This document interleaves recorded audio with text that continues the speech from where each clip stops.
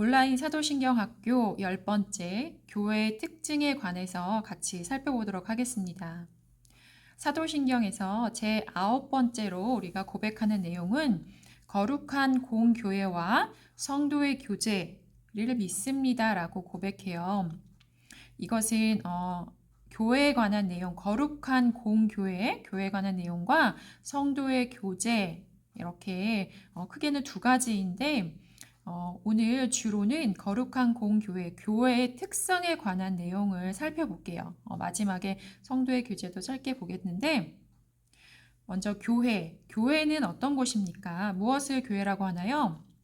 여러분이 잘 알듯이 건물을 교회라고 하지는 않죠. 교회란 것은 언어적으로는 교회가 에클레시아인데 에클레시아라는 말은 부름받은 사람들, 그렇기 때문에 교회란 곳은 하나님이 부른, 하나님께서 택하신 그런 사람들이 모이는 그런 사람들의 공동체를 교회라고 합니다. 그렇기 때문에 건물이 없어도 하나님이 택한 사람들이 모여서 하나님이 예배하는 그곳이 교회가 됩니다. 이러한 교회는 어떤 특징을 가지고 있나? 우리가 고백하는 사도신경에는 거룩성과 공회라는 것 두 가지가 나와 있지만 사도신경보다 더 먼저 작성이 되었던 니케아 신경이라는 그런 신경이 있어요.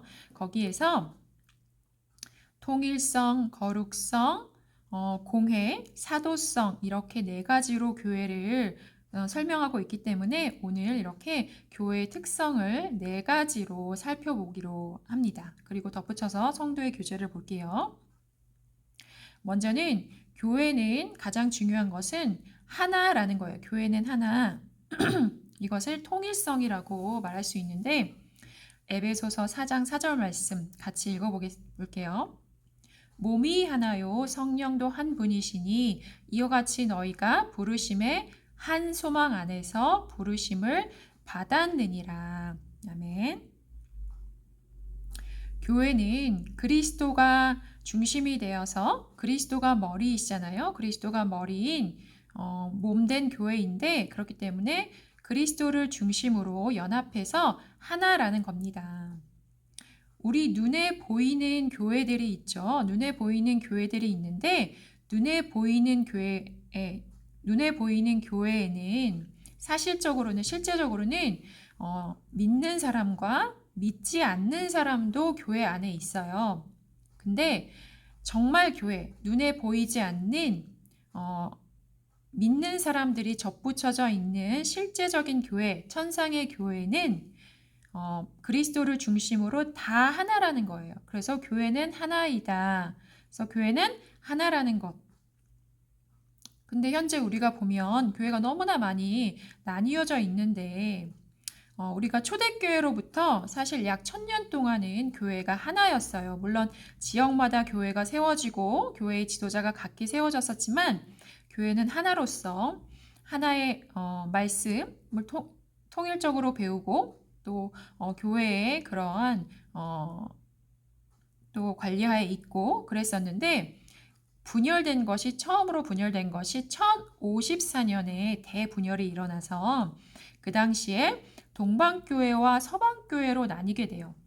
동방교회는 그 당시 콘스탄티노플을 중심으로 동방교회가 됐고 서방교회는 로마를 중심으로 한 로마 카톨릭이 서방교회였는데 우리 이제 개신교는 이 서방교회를 따라갑니다.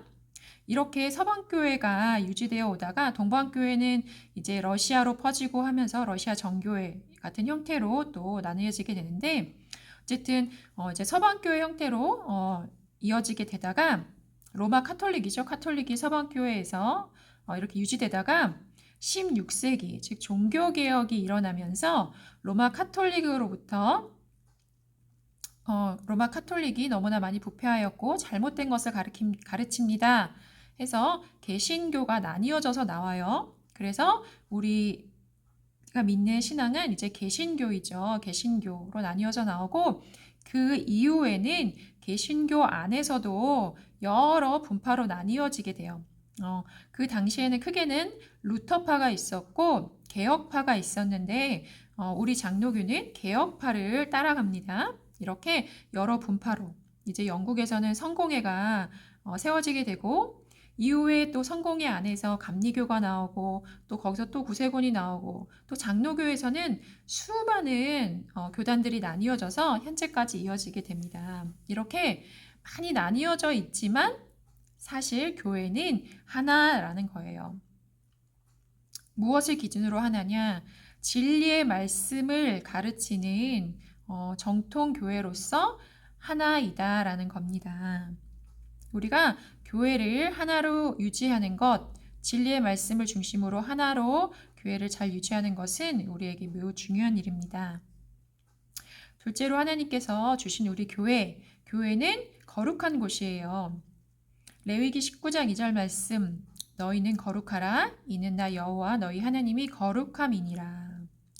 여러분, 이 거룩에 대해서는 우리가 잘 알고 있어야 되는데 거룩하다라는 것은 여러분 구별된다라는 의미가 첫 번째 있습니다. 구별되어 있는 거예요. 구별되다. 우리가 이제 여러분 식당에 갈 때 뭐 예약을 하는 경우가 있죠. 예약을 하는 경우에는 그 자리가 예약 손님을 위해서 구별되잖아요. 그래서 손님이 아무리 많이 와도 구별된 그 자리, 예약 손님을 위해 따로 예비된 자리는 다른 사람에게 내어주지 않아요. 그것처럼 구별된다라는 뜻이 거룩하다의 가장 중요한 뜻이에요.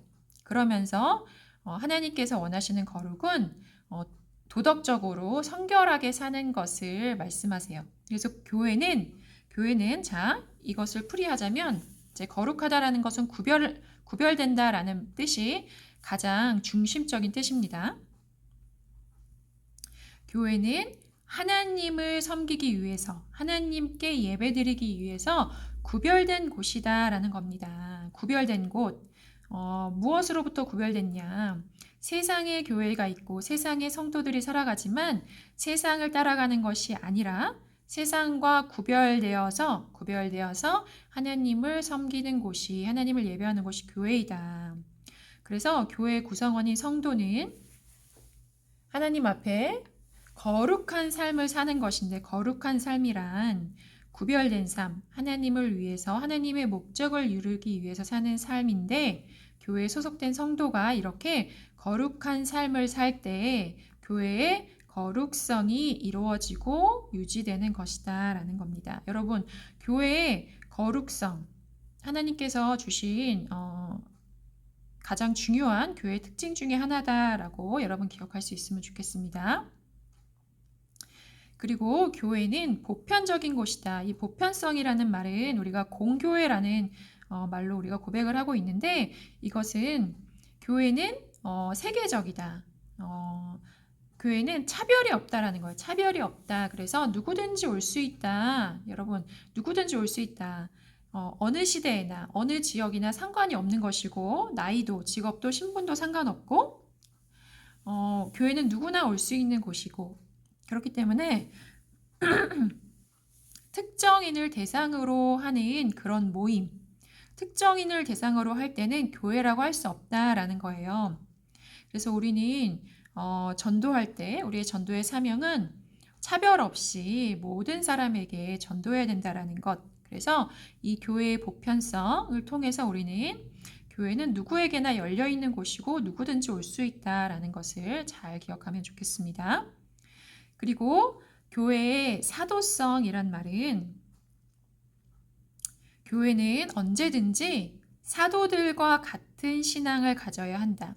여러분, 사도들이 누구냐 하면 예수님과 같이 생활했던 12제자를 말합니다. 여기에다가 예수님의 부활, 예수님이 직접 만나주신 사도 바울까지 포함해서 이제 사도라고 할 수 있는데요.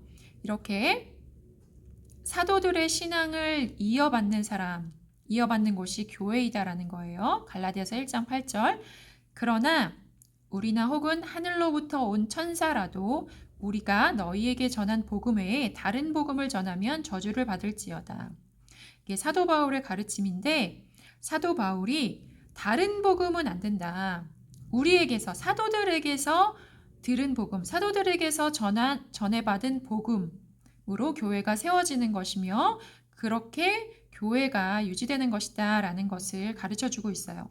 그래서 우리는 초대교회 사도들 베드로를 포함해서 우리가 신약 성경을 받았잖아요. 그리고 신약 성경은 구약 성경까지 다 포함하는 것인데 이 성경 말씀을 가지고 배우는 그런 신앙을 가져야 하고 그것을 기본적으로 잘 정리해 놓은 것이 사도신경이며 우리가 정통적으로 받아들인 기독교 교리가 있어요. 우리가 웨스트민스터 신앙고백이라든지 이렇게 정통적인 기독교 교리를 바르게 가르치는 교회가 교회의 사도성을 이어가는 교회다. 즉 진리를 잘 보호하고 진리를 참된 진리를 전하는 교회, 그것이 바로 사도성을 유지해가는 교회다라는 것이에요.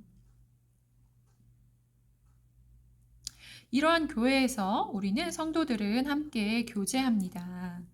여러분, 우리가 신앙생활 하면서, 우리가 믿음 생활 하면서 중요한 것은 함께 한다는 거, 함께. 우리가 구원을 받을 때는, 우리가 하나님의 자녀가 될 때는 나 개인을 부르셨지만 불러서 교회에 속하게 하셨어요. 이 공동체에 속하게 하셨어요. 그래서 이제 신앙생활을 할 때는, 구원받은 이후에 신앙생활을 할 때는 함께 하는 것입니다. 그래서 개인주의 안 되고 이기주의 안 돼요. 우리가 이 세상에 갈수록 이제 사람들이 사람을 힘들어하기 때문에 점점 더 개인화되고 또 이기적으로 되는 성향이 더 많아지지만 우리는 하나님 앞에서 더 함께하는 것에 대해서 훈련받고 함께하도록 공동체로 부르심 받았다는 걸 여러분 기억했으면 좋겠습니다.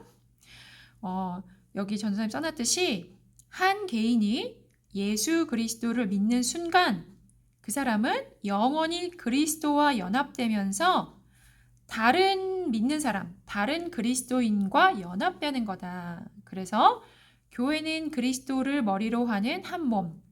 그래서 나는 몸에 내가 팔이고 내 옆에 교회 내 옆에 믿는 친구는 다리고 내가 눈이라면 다른 친구는 코가 되고 이렇게 우리는 한 몸을 이루고 있는 다리만 있어서는 살 수 없고 팔만 있어서는 살 수 없잖아요, 여러분. 그래서 우리는 한 지체로서 서로 함께하는 신앙생활이다라는 거예요. 그럴 때 우리는 함께할 때 무엇을 함께하냐? 우리는 나누는 겁니다.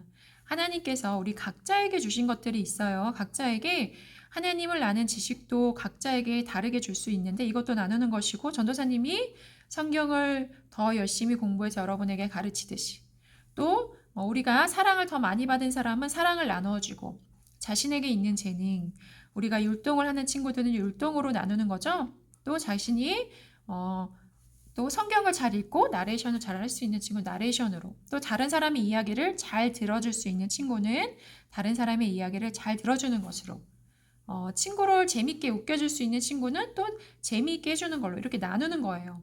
그리고 또 나에게 또 물질이 더 많이 있다면 그걸로 나누는 것입니다. 그리고 항상 내가 행동하고 할 때 나만 생각하는 게 아니라 다른 사람에게 유익이 되는가도 고려하면서 나의 생각과 행동을 그렇게 하는 것. 이것이 하나님이 기뻐하시는 우리의 믿는 사람들, 성도들 간의 교제이다. 그런 나눔이다라는 거예요. 우리가 교회가 반드시 우리에게 있어야 해요. 신앙생활은 결코 혼자 하는 것이 아니며 교회에 속해서 함께 예배드리고 우리가 봉사하면서 함께 믿음이 성장해 가는 곳 우리에게 교회가 반드시 필요하다. 그래서 전도사님이 좋아하는 존 칼빈 선생님 있죠? 존 칼빈 선생님이 말씀하시기를 교회는 우리의 어머니다라는 겁니다. 어머니가 우리를 길러주시잖아요. 그렇듯이 할머니, 어머니가 우리를 길러주시잖아요. 그렇듯이 교회가 우리의 신앙을 길러주는 그런 곳과 마찬가지다라는 것. 여러분 기억하시고 우리가 교회를 더 많이 사랑하고 교회를 생각하면서 더 많이 기도하고 그렇게 주님 앞에 나오는 우리 모든 소년부 친구들 됩시다. 여러분 오늘도 함께 공부하느라고 애썼고 우리 채팅창에 저 출석했어요. 꼭 이렇게 얘기하기 바래요. 여러분 안녕.